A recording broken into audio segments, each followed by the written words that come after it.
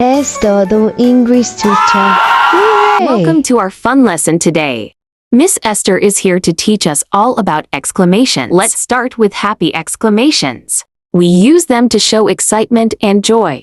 For example, yay, hooray, or wow. Remember when Timmy won the game but said aw instead of yay? Sometimes we feel sad, and that's okay. We use sad exclamations like aw, oh no, or uh-oh. And remember when Emma dropped her ice cream but said Yay! instead of aw. And then there are times when we're surprised. We use exclamations like whoa, wow, or aha. And remember when Max was surprised by a party but said Oh no! instead of whoa. Now it's your turn. Practice your exclamations with your friends. Remember, exclamations help us express our feelings. Keep practicing, and soon you'll be a master of exclamation.